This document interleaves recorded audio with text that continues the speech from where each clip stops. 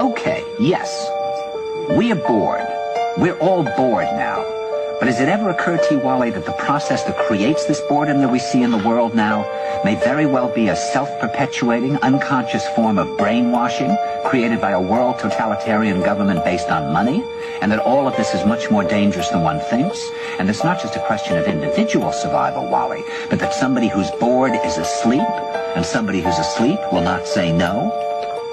See, I keep meeting these people. I mean, just a few days ago, I met this man whom I greatly admire. He's a Swedish physicist, Gustav Bjornstrand, and he told me that he no longer watches television, he doesn't read newspapers, and he doesn't read magazines.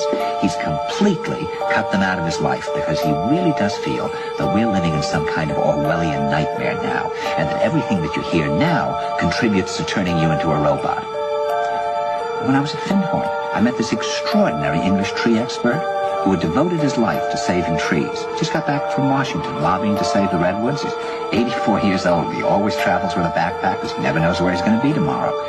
And when I met him at Findhorn, he said to me, "Where are you from?" And I said, "New York." He said, "New York, yes, that's a very interesting place. Do you know a lot of New Yorkers who keep talking about the fact that they want to leave but never do?" And I said, "Oh, yes." And he said, "Why do you think they don't leave?" I gave him different banal theories. He said, "Oh, I don't think it's that way at all."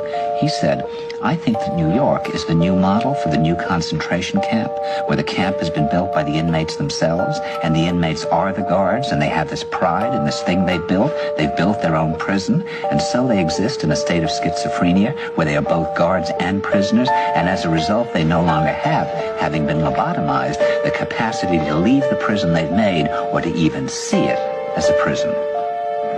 And then he went into his pocket and he took out a seed for a tree and he said, "This is a pine tree."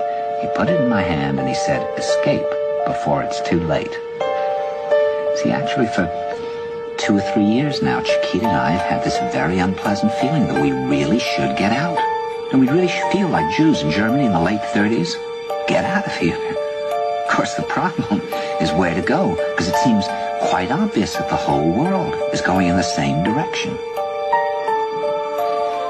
See, I think it's quite possible that the 1960s represented the last burst of the human being before he was extinguished, and that this is the beginning of the rest of the future now, that from now on there'll simply be all these robots walking around, feeling nothing, thinking nothing, and there'll be nobody left almost to remind them that there once was a species called a human being, with feelings and thoughts, and that history and memory are right now being erased, and soon nobody will really remember that life existed on the planet.